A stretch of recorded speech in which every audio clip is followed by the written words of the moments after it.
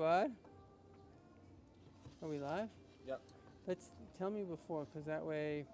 I can't really give it a countdown. Oh. You don't hear me. Okay. now you do hear me, but now you don't. What? Okay, there we go. That's perfect. And let's back up the screen or drop. Since it's not. I mean, no, you got to tilt the other way. Yeah, perfect. Okay, excellent. Okay, everybody, welcome. We got all our Michal. Welcome to the class. We got some new people here. Welcome. And remind me your name again. I'm sorry. What's your name again? Chaim Tzvi. Yes, Chaim Tzvi. Welcome. And then we got our regulars. Welcome, welcome. Where you got some people online. So this class is a very important class. And it's basically what not to do in relationships. You know, everybody's telling you what to do, but what is it that you shouldn't do? The truth is, I wanted to be more specifically, some of this class is going to some young people, so I wanted to be more specific about that. So the first thing is that relationships are a very holy thing. It's made by Hashem. And so having the right attitude on relationships is very, very important. The Baal Shem Tov says that everything that Hashem made, everything can be used for the good or the bad. So in everything, let's take money for example. So there's a Christian or a secular concept called money is the root of all evil. But the truth is that money is the root of all good, right? Because with money you can do a mitzvah, you can help people. With money you can live comfortably, it's a great thing. So it's a question of what does money represent to you? That's a very important line. What does it represent to you? Because if it represents to you some kind of status symbol, so like the Baal Shem Tov says, sometimes people want to be wealthy so other people know that they're wealthy. There's nothing wrong, in fact, there's something very right with wealth. It's just a question of what does it represent to you. The same thing is in marriage and relationships. The question, of course, is what does it represent to you? Does it represent what it's meant to represent? Or does it represent kind of a sexual desire which goes into a person's ego and this and that? So understanding what it represents is very important. And we are at a great disadvantage in the world today. And the reason we're at a disadvantage is once upon a time, the leaders of, at least within the Jewish world, were the rabbis who had the wisdom of Hashem, and they understood that this is a good thing. If you look at the Torah, it's all about, having the first thing that God did was make a man and a woman, tell them to get married and have children. First mitzvah that exists. Literally, have children. That's the first mitzvah. First thing that God does for humanity, creates a husband and a wife, have a relationship. So obviously the Torah, God views this in the highest light possible. It's the best thing that can possibly happen. And in fact, it says, what is the reason behind a relationship? It says, it's not good for man to be alone. So it's a very true thing. Just on a simple level, there are many studies, longevity studies, you'd think, what's the most important thing to live forever or to live long? I don't know, the vitamins you take every day. But it's not so simple, because the truth of the matter is that the person who is in a good relationship has a much better chance. In fact, they say loneliness is a greater indicator. I don't want to God forbid, I'm not trying to hurt anyone, but what I'm saying, I'm just kind of bolstering what I'm saying here. So if it's personal, please don't take it personal. But if I say loneliness is a greater indicator of all illnesses than everything else. So you can smoke and you can drink and you go to parties. You can do everything you want. But if you're lonely, you have more chance of getting the illnesses than not. So it's an interesting thing here, because God made, there's a line. Salmi, you're listening? There's a line. It's a Yiddish line. It's called Ashtein is allein. Du verstehst ein bisschen Yiddish? Ashtein, a stone is alone. Meaning a human being is created, we're so fundamentally created to be in relationships. And now a person could think, wow, I've got the internet. I'm such a hot guy. I could actually be conversing with 1 billion people at the same time. It turns out that the internet's making you more lonely, not less lonely. As my sister once said, there's no substitute for FaceTime. And that doesn't mean FaceTime on the phone, it means real. Just like us right here, right now, there's so much more, because we're sitting, if you're just online, you don't see this, but I'm sitting with 4 of my friends here. There's so much more that's going on than just us sitting together and listening to a class. We are experiencing each other's energy, and you can't get that. I mean, a little bit, if you have a conversation on the phone, you get that a little bit. But there are nuances that you can't even get. There's a book that's been written by Michael Crichton. Anybody know who Michael Crichton is? Who's Michael? Huh? Is it Crichton? Thank you. Hi, how are you? Shalom Aleichem. Welcome. Okay. If you want to be a little, are you okay? There's like, you can pull up a chair over here or something like that. If you want to grab something, you could welcome to take something to eat or something. Where are you from? Brooklyn. Nice. How long are you here for? It's like 3 months and 2 weeks. And how long in Sfat? A day. A day? Good. Welcome. I've been here before, Welcome. Okay, good. So this class is a class on relationships. I don't know if that's of interest. So good. So you came in the right time in the right place. So So the point is, I was just saying that there's a book by Michael Crichton, and he has a book called Travels. And basically, he's a kind of an interesting guy, and he went around the world like looking at the paranormal. But he's actually a very smart guy as well. And one of the places, I think it was just a lady in California, that she taught you how to see auras. So we all have an aura around us. In fact, there are machines that you could see an aura from the machine. Now, he he went into a basement with this lady and other participants, and she showed you how to see the auras. What's very interesting is that when people start connecting, the auras start to connect. So here we are as a group. Now, if we were on the internet or something, that kind of connection couldn't take place. And so Hashem made a reality in which there can be deep, deep personal connection, because human beings need connection. And what's going on in the world today, especially with this terrible, terrible evil called hookup culture and Tinder and things like this, is that relationships and connection is something that is very intimate. And this is the great irony of life, which is that, there was this thing called the Kinsey studies, which were like the 1940s. You heard about it. They were asking like kind of questions about how many times people have relationships, this and this. We're talking intimacy. Turns out the group that has the most intimacy over a lifetime is which group in America? Jews. Orthodox Jewish men. Go figure. From all the people that are kind of sexually free, they're having the least. The Orthodox Jewish men. Why? Because the secret of a relationship is what God gave us in the Torah. Because it says in the Talmud that there's a little limb in man, that the more you satisfy it, the less satisfied it gets. And the less you satisfy it, the more satisfied it gets. The Torah is God, and God tells us how to have a good dynamic, because a relationship is a dynamic. Everything in the world really boils down to one word. It's a system. It's a dynamic. And if the system is good, the dynamic will be good. And if the system is bad, the dynamic will be bad. It's just that simple. If your system of governments, Churchill said a great line. He says, democracy is the best of the evil called government.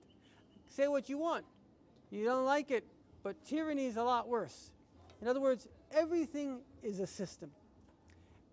The better the system is, the better the result. And relationships have to have a system. And basically, what we're finding in the world today is not a new phenomenon. It's happened many times over time. And what occurs is a very simple thing that we've discussed it many times. It goes like this. I heard this from a guy that was here, a very bright young guy. I did a podcast with him. Bad times make strong people. Strong people make good times. Good times make weak people. Weak people make bad times. All of human history, there are very few times in human history that there was a civilization that was prosperous and that was free. doesn't happen often.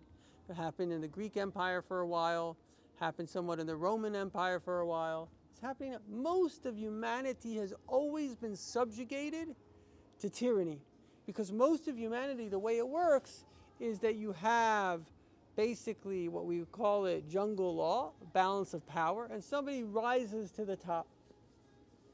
There was this really great movie that I saw. I was on the plane from South Africa. It's called Jerusalem. It's about this kind of black guy that kind of got involved, I don't know, kind of a little bit of a mafioso guy and a Jewish girl from Johannesburg, and she becomes his girlfriend. And then somewhere along the line he says, like, why are you kind of like attracted to kind of this culture and stuff like that? So she said, when you grow up rich, being poor looks glamorous. So in other words, what happens is there's a massive, massive history written about the rise and fall of the Roman Empire, right? And this happened actually to England. England was an empire for like 300 years and it fell apart. They all fall apart for the same reasons. You know why? Why do empires fall apart? Because they become lazy and fat and stupid. It's the only reason why. They have everything going to keep themselves going except for one thing. They've lost their moral compass. When you lose your moral compass, it's like the system itself is failing. And there's a guy, Yuval Harari, which I don't agree with a lot of his stuff. He's a Jewish atheist guy, but he is a brilliant guy. And he did a history of the world. And what he says is that what creates a society is its religious value system. And that's very clear. So you think about America. What really created America was the religious value system of the Puritans, kind of the evangelicals. But what breaks it apart? When you get rid of that value system, so what is left? Anarchy and chaos. And how long can a country survive under anarchy and chaos? Right? Rome was overrun by a barbarian tribe. For 400 years, they're putting out empires. Barbarian tribe overruns it. Why? Because they got lazy, fat, and stupid. So why am I bringing this out? Bring this out not to speak about empires, but to speak about your empire, your personal empire, your personal world. Now, I like to say I'm a man with a lot of experience in marriage because I've been married twice, thank God.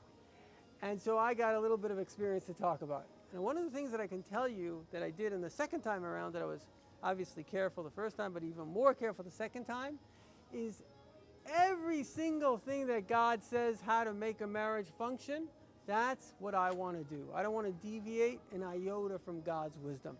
And I'm not doing that because I'm so holy, because I'm not so holy. I'm doing that because I've learned that God made marriage, and he made the system that makes marriage work. And if you use his system, your marriage will work. Rabbi Manis Friedman, he's actually all over YouTube, he's quite popular. So he was once talking to a group of students, and they're married to that. So he said to them, why get married in the first place? If you think about it, why get married? And what he said, I don't always agree with Rabbi Manis Friedman. Sometimes I think he takes some poetic license. But what he said, whether I fully agree or not, but it's a good line, he said as follows. He says, who made the institution of marriage? God. He said, do it the way he made it. Do it his way. It will work for you. And so what this class is really about is to tell people what God tells us in terms of how men and women should relate, what is kosher and what is not kosher.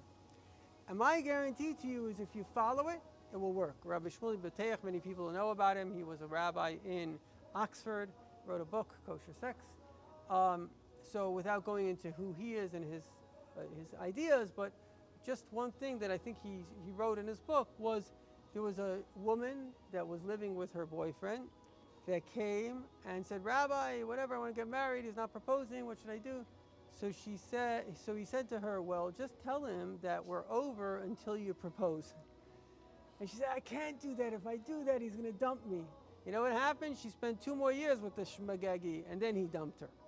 So this is what's happening in, I taught in university, and I saw it very clearly that, for the guys, I think it was kind of okay, but for the girls, there was a tremendous lack of safety going on. A woman, particularly in a relationship, it has to be very vulnerable. It's a very vulnerable place to be.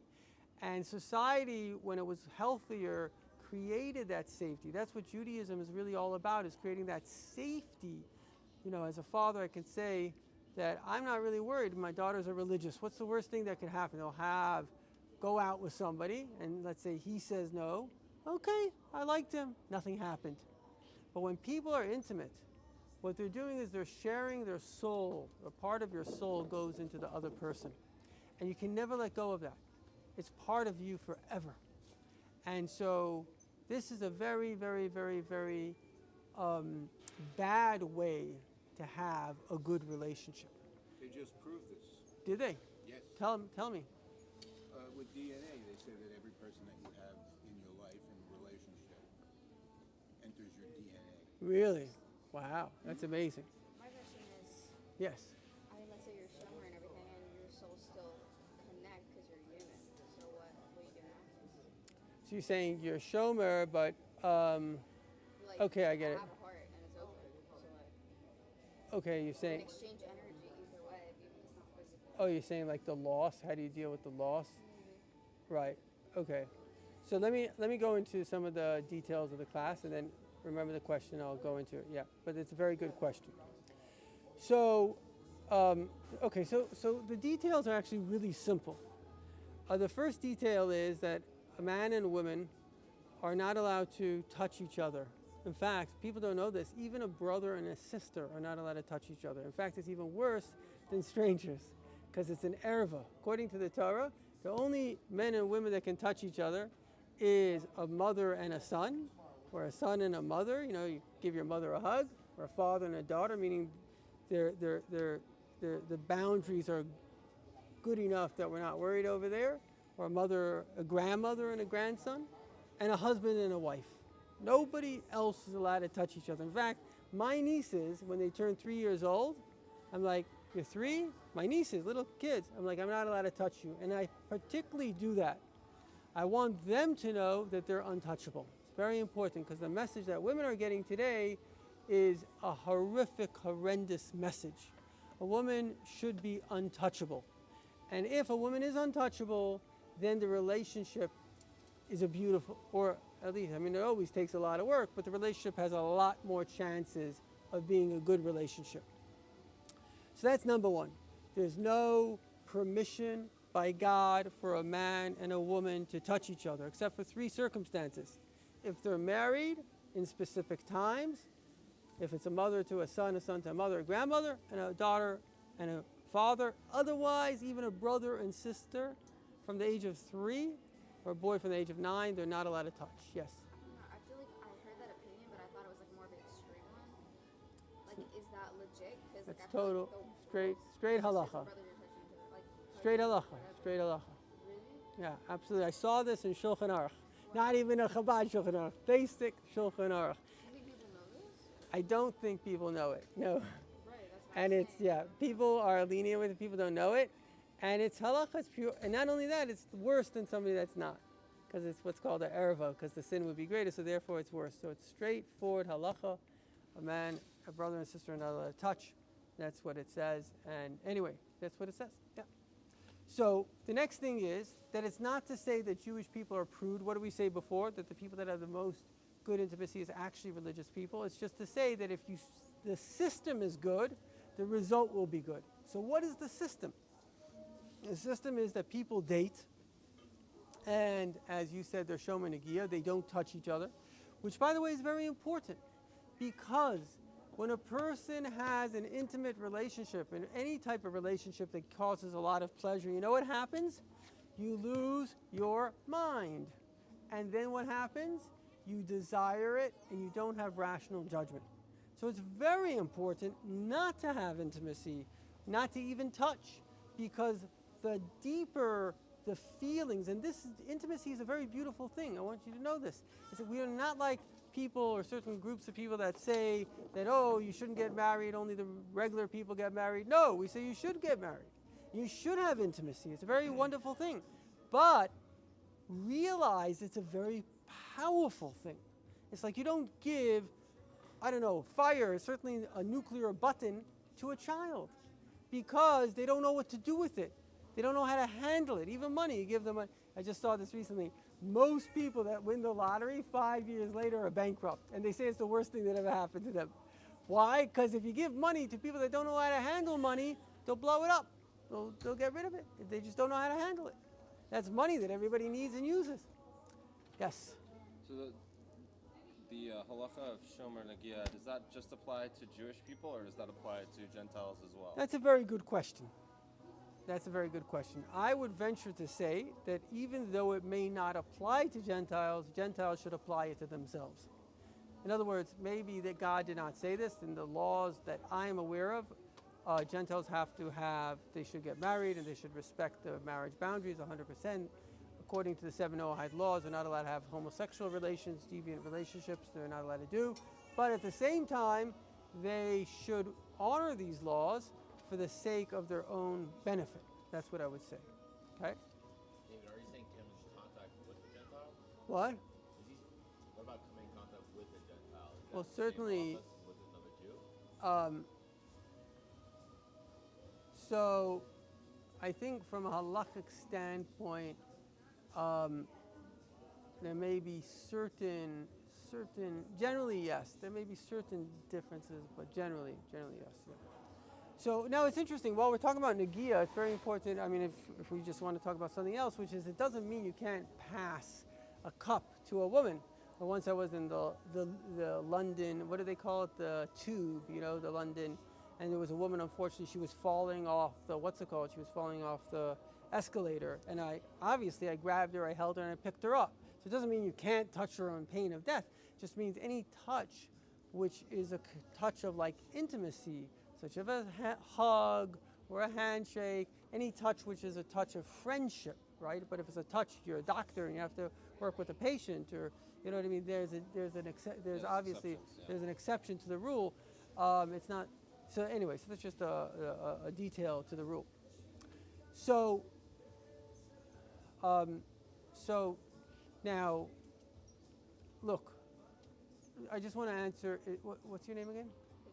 Fega. So Fega, the answer to your question, if I understand your question, which is like, okay, I said before about people becoming intimate and then getting their hearts broken, which is not healthy, but you said you could be vulnerable in going out and dating, which is true. It's a big problem. People can date and they can make themselves vulnerable. In fact, to have a relationship, often you have to be vulnerable.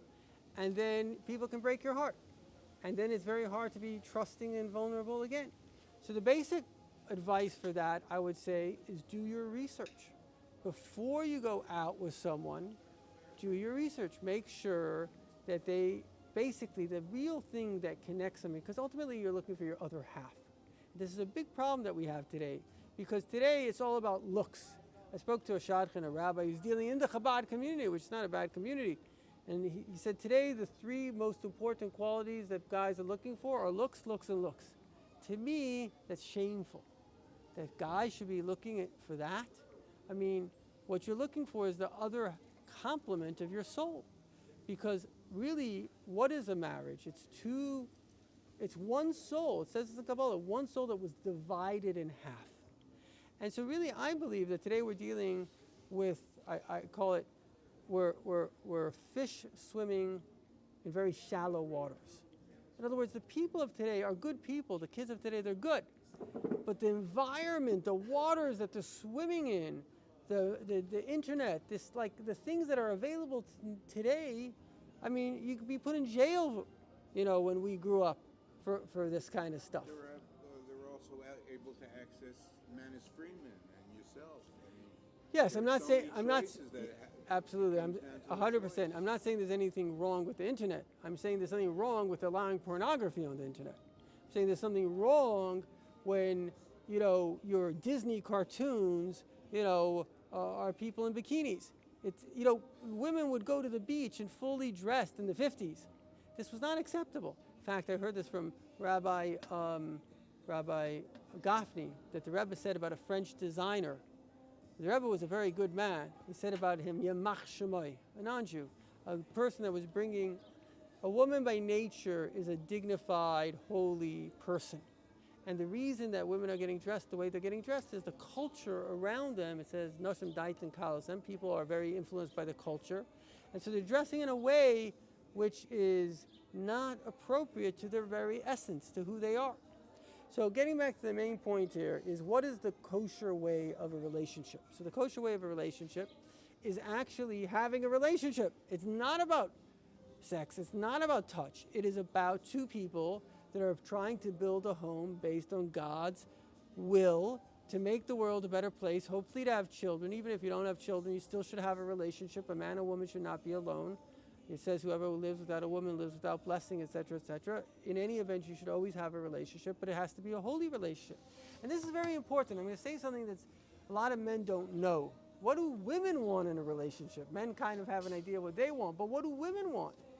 So in fact, what women want is they want to be able to look up to their husbands.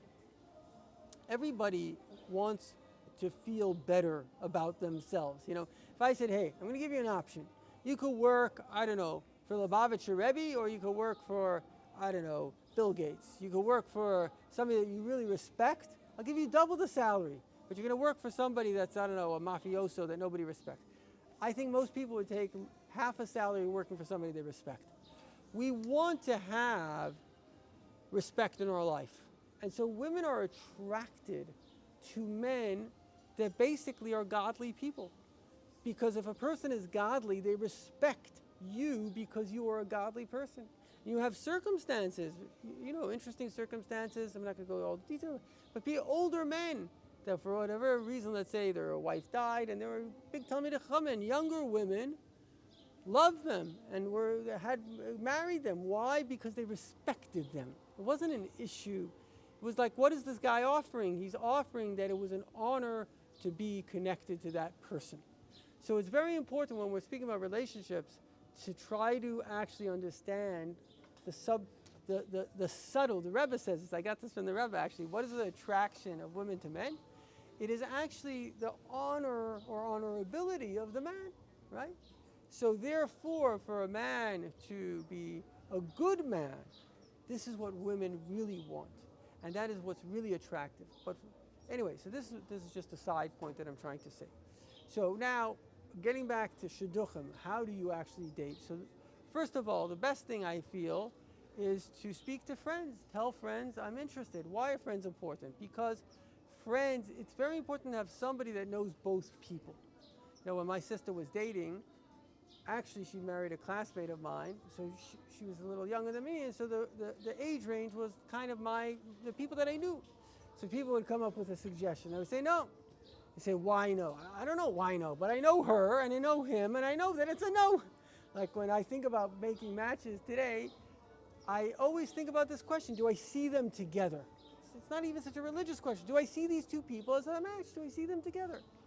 So, and eventually she happened to marry a very good friend of mine who I knew him and I knew her and I realized that they would be a good match. And it turns out that other people suggested it because who listens to Zevi anyway? And eventually it worked out. They became married and they have, thank God, 9 kids, however many kids they have, thank God. So the point that I'm trying to bring out is if you're in the desire for getting married, the best thing you can do, speak to friends, particularly friends that got married, and tell them, I want you to look out for me.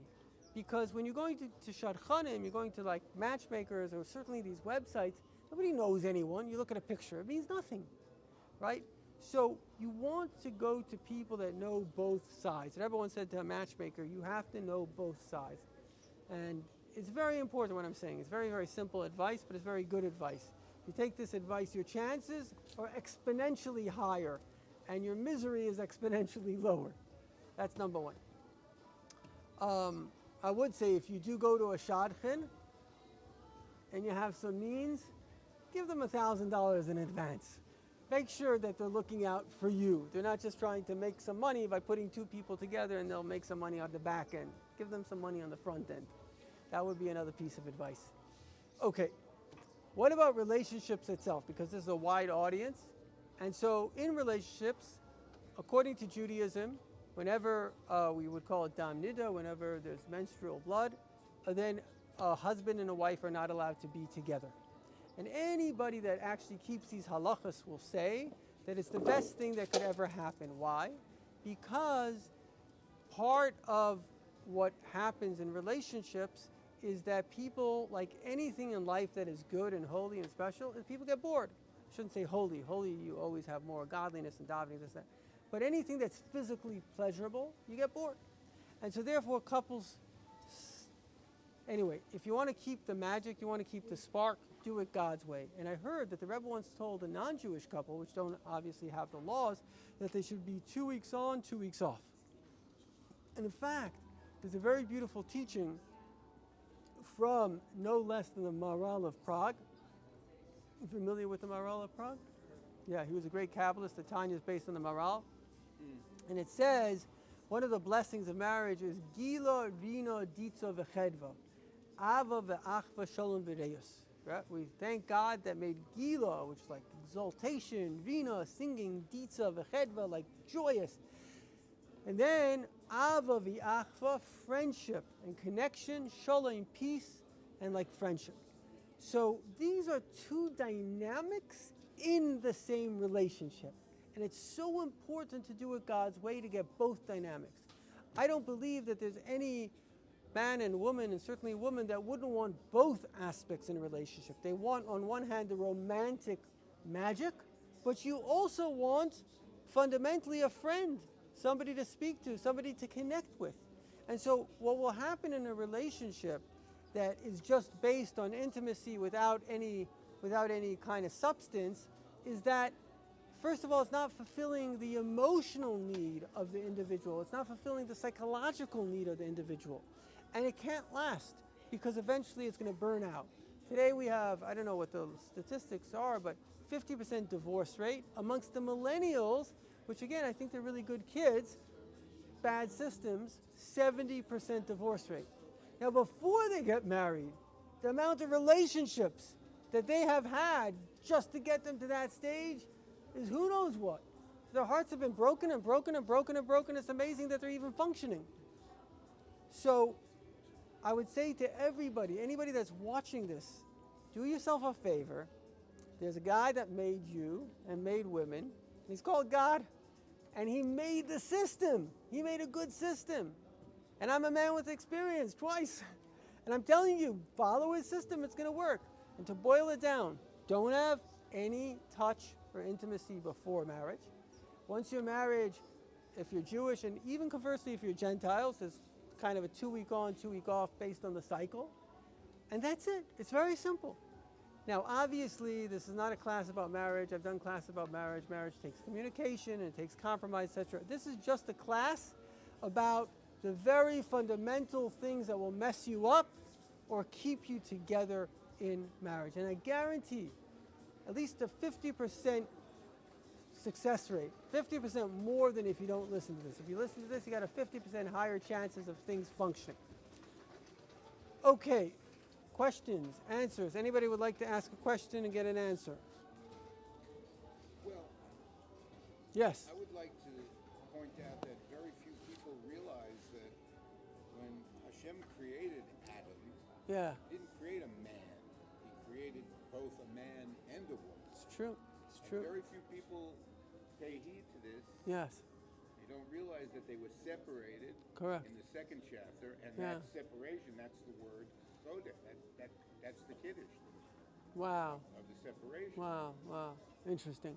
You know how many different definitions Hirsch, Rabbi Shimshon Hirsch, has of the word kadesh? Wow, There wow, are 11 meanings, wow. and some of them are not flattering. I see. Interesting. Right, right, right. Yes, what you're bringing out is very important, which is that, and again, it's kind of what I'm saying, is that God made the world for relationships. It's one of the most sacred, beautiful, holy things that exist. And the word that we use is kadosh. Kadosh means holy. And that's the whole thing, is we have to see it in a holy way. And, you know, I have a book, Kabbalah Love. I really recommend checking out the book, KabbalahLove.org. And one of the things, it's a website, yeah, KabbalahLove.org. You can download the book. But if you remind me, I'll send you. I have an updated version of the book, so it's a little bit better. Like soulmates? Huh? Like, is it about the Torah of soulmates? Not so much. It's a lot about like fundamental things for relationships, from fear to love. A lot of good tips in it. But yeah, one of the things of relationships is realizing that it's meant to be. And when we see that it's not only for me, but it's meant to be, it's the way it should be, then we can really rise beyond ourselves a little bit. I think in the olden days, people had a better sense that this is what is meant to be. Okay, I'm going to do a little guided meditation now for those that would like. And okay, so close your eyes, not if you're driving, please. Take a deep breath. Take a breath through your nose. Breathe in all the way down to your stomach. Slowly let it go. Take another deep breath and let it go. Take another deep breath and let it go. And breathe in Hashem. And breathe out fear and anxiety. And breathe in Hashem. And let go of fear, anything you might be worried about. And breathe in Hashem. And let go of all the internet and the media, all the things that, obviously, like you say, there are good things out there, but all the negative influences, the secular influences on what is the definition of marriage. And basically, we're going to try to bring to ourselves a proper definition. And the proper definition is that before anything existed, we were souls. And there's actually one soul, and it has a male and a female part. The male part is more, if you want to call it, assertive, and the female part is more sensitive. And these two parts of the soul, two parts of our psyche, come into a male